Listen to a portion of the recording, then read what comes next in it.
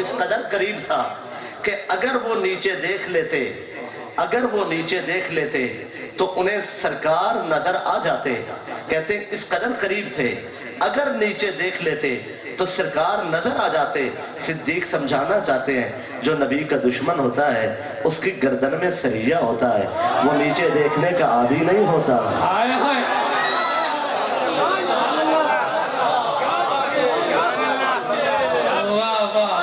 وہ جملہ سنیے گا, توجہ فرمائیے گا, میں عرض کرنے لگا. فرمایا اس کی گردن میں سریہ ہوتا ہے, وہ نیچے دیکھنے کا عادی نہیں ہوتا. اگر 1400 برس تک بھی دروازے پہ کھڑے رہیں تو دیدار نہیں ہو سکتا.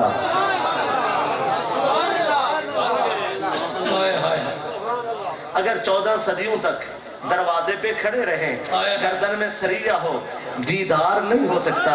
اور اگر طبیعت میں خاکساری ہو, بیٹھا کوٹ مٹھن میں ہو, تو کہہ سکتا ہے خلقت کو جیندی گول ہے, ہر دم فرید دے کول ہے.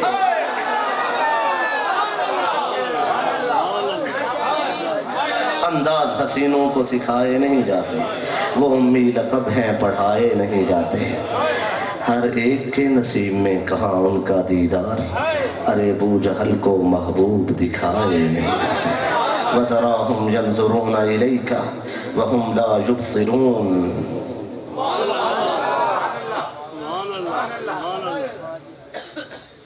چلنے کی اجازت ہے؟ اچھا, غار کے اندر ایک عجیب واقعہ ہوا. غار کے اندر, سبحان اللہ, غار کے اندر ایک عجیب واقعہ ہوا. حضور صلی اللہ علیہ وسلم کا رخ اس طرف تھا اور صدیق اکبر کا رخ اس طرف تھا. میں تیرے روبرو رہوں. اچھا, جب رخ انور محبوب کا سامنے تھا اس وقت ایک عجیب واقعہ ہوا. ایک فکر وفادار کو دامن گیر ہوئی, ایک فکر لاحق ہوئی. ایک فکر لاحق ہوئی. وہ فکر کیا تھی؟ اپنی جان کی فکر نہیں تھی. جان کی فکر ہوتی ساتھ نہ چلتے. جان کی فکر ہوتی اپنے کندھوں پہ محبوب کو اٹھا کر. اگر جان کی فکر ہوتی تو غار میں پہلے داخل نہ ہوتے. جان کی فکر ہوتی تو کالے سانپ کے منہ پہ ایڑی نہ رکھتے. جان کی فکر ہوتی تو پہلی بار ہی جب اس نے ڈسا تھا تو ایڑی اٹھا لیتے. اپنی جان کی فکر نہیں تھی, کسی کے عزت اور ناموس کا احساس تھا. اسی دوران اہل تشیع کے مشہور مفسر صاحب تفسیر قمی نے بھی اس کو بیان کیا. میں نے کبھی تانے کے لیے کسی کا حوالہ نہیں دیا. توجہ فرما رہے ہیں؟ اس دوران ایک عجیب واقعہ ہوا. صاحب تفسیر قمی نے بھی اس کو بیان کیا. واقعہ کیا ہوا؟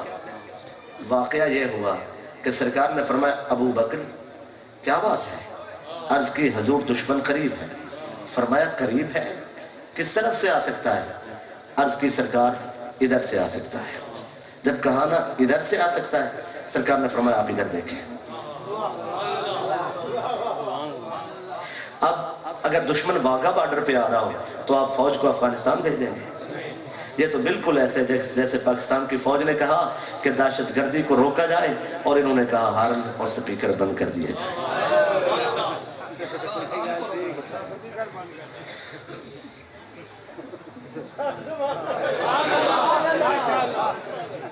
بھئی میں نے عرض کیا, سرکار نے فرمایا, حضرت ابوبکر صدیق رضی اللہ تعالیٰ انہوں نے عرض کی سرکار اس طرف سے آ سکتے ہیں. سرکار نے فرمایا آپ اس طرف دیکھیں, ایک ہی محافظ ہے. کہا جا اس طرف دیکھا. عرض کرتے ہیں حضور مجھے کچھ نظر نہیں آیا. کچھ نظر نہیں.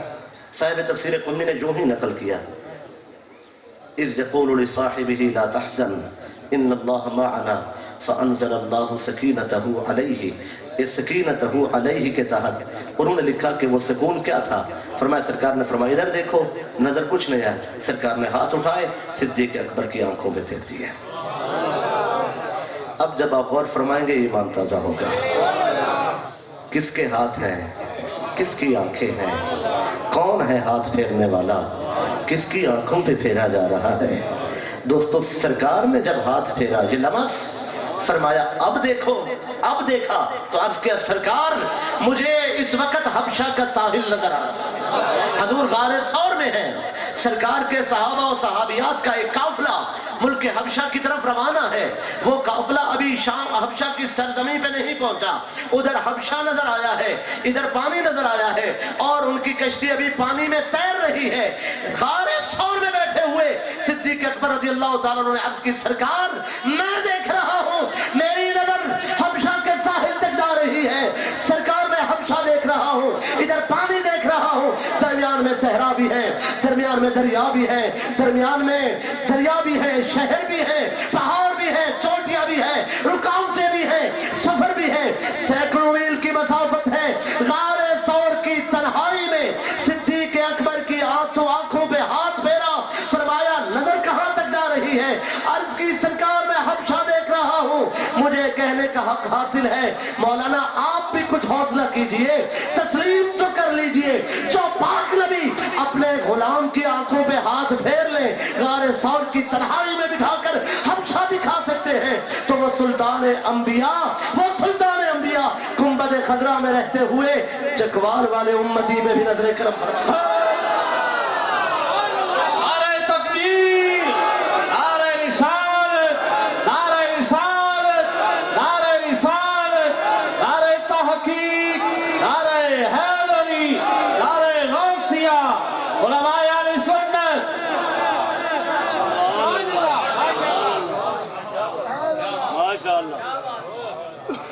جنگ سے واپسی ہو رہی تھی، ماں کو بہت پیار ہوتا ہے بیٹے سے، مگر وہ کیسی مائیں تھی جنہیں بیٹے ضرور پیارے تھے مگر دین سے زیادہ نہیں۔ میں شاید بات کو نتیجے کی طرف لے جانے لگا ہوں، آپ کی جھولی میں بات پہنچ گئی تو میرے آنے کا مدعا حاصل ہو جائے گا۔ اب تک آپ نے اطمینان سے سنا ہے، ان جملوں کو ذرا توجہ سے سماعت فرمائیے گا۔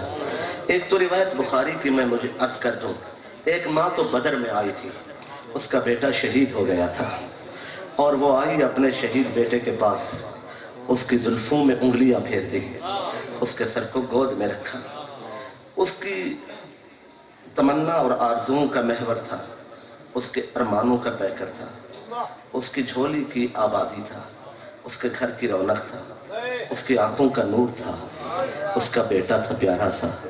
چاند سا مکھڑا دیکھتے دیکھتے اسے کوئی خیال آیا، اس نے شہید بیٹے کو وہیں چھوڑا، حضور کی بارگاہ میں آ گئی۔ بخاری روایت کرتے ہیں، بس یوں ہی ہاتھ جوڑ لیے اور عرض کرتے سرکار ایک سوال کی اجازت ہو؟ فرمایا پوچھ لیجئے۔ شہید کی ماں تھی، بہت عزت تھی، عرض کرتی ہیں سرکار ایک سوال کی اجازت؟ فرمایا پوچھ لیجئے۔ عرض کرتے ہیں سرکار میں یہ پوچھنا چاہتی ہوں، میرا بیٹا جنت میں ہے؟ چلو میں اور جو اس نے لفظ کہے، عرض کی سرکار میں پوچھنا چاہتی ہوں میرا بیٹا کہاں ہے؟ کوئی 15ویں صدی کا دانشور نہیں تھا وہاں جو اسے بتاتا یہ تھوڑی دیر پہلے جو میدان میں بیٹھی تھی؟ اب توجہ نہیں فرما رہے۔ اس نے پوچھا میرا بیٹا کہاں ہے؟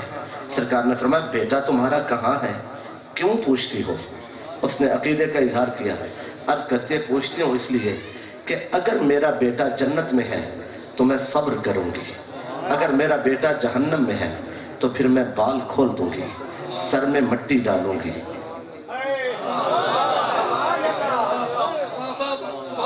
پھر میں سڑک میں آ جاؤں گی، پھر میں واویلا کروں گی، پھر میں افراتفری مچاؤں گی۔ فرمایا کیوں؟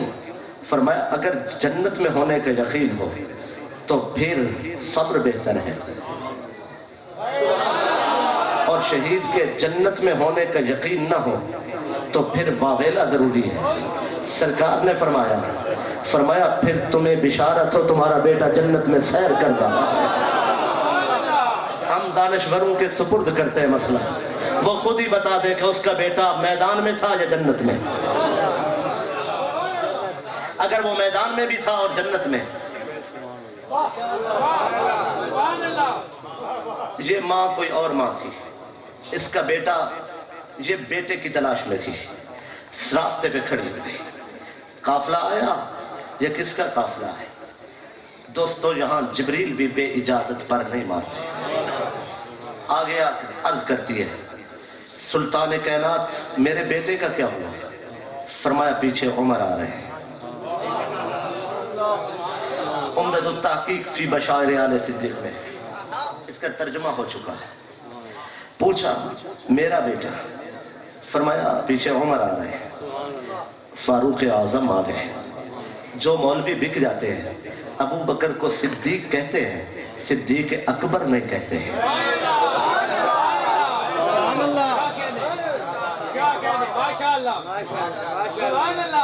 سمجھ رہے ہیں آپ؟ جب لوگ بک جاتے ہیں عمر کو فاروق کہتے ہیں، فاروق اعظم نہیں کہتے ہیں۔ میں کہہ رہا ہوں فاروق اعظم آ رہے تھے، خاتون آگے تھی، آج فاروق اعظم بھی۔ سرکار میرا بیٹا، فرمایا عثمان آ رہے ہیں۔ جناب عثمان غنی کا لشکر آیا، ایک ہی سوال تھا میرا بیٹا، فرمایا پیچھے وہ آ رہے ہیں، جو آ جائیں تو پھر دشمن نہیں رہتا۔ فوائد الفواد میں ہے کہ خواجہ نظام الدین اولیاء محبوب الہی خطبہ دے رہے تھے، امیر خسرو ان کے قدموں میں تھے۔ میں نے کچھ کہا ہے، آپ نے کچھ نہیں سنا۔ خسرو قدموں میں تھے، محبوب الہی ارشاد فرما رہے تھے۔ شاید مجمع نے داد نہیں دی ہوگی، انہوں نے فرمایا کہ ایک روز آسمان کانپ اٹھا، فرشتوں نے سر اٹھایا، عرض کی اللہ زلزلہ آیا ہے، کیا نظام کائنات کے خاتمے کا اعلان ہو گیا؟ کیا قیامت کا سورج طلوع ہو گیا؟ کیا کائنات ختم ہو گئی؟ آواز قدرت آئی، نہیں، فرش زمین پہ علی نے اللہ کا نام بلند کیا۔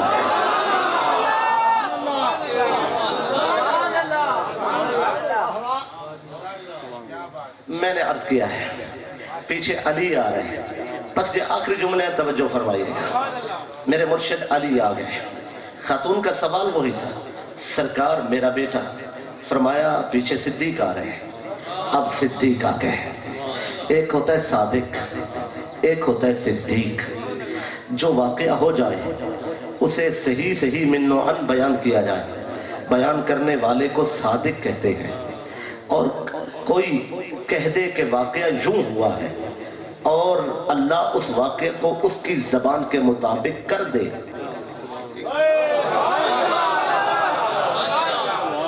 اسے صدیق کہتے ہیں۔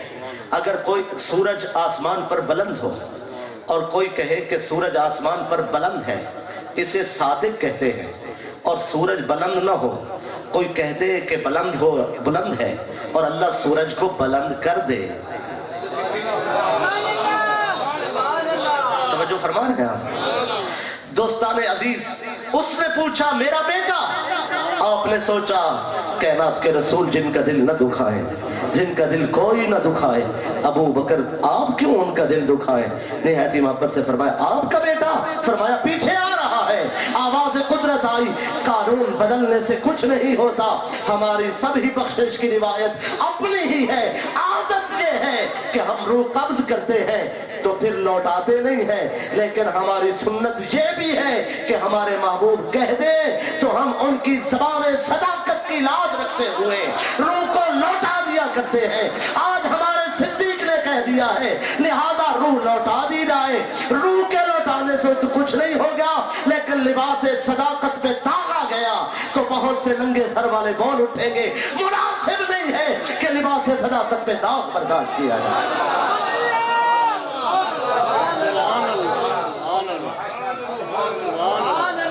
آپ نے بہت محبت سے سنا اور آپ کے اس ذوق کی داد دیے بغیر جانا بخل ہوگا۔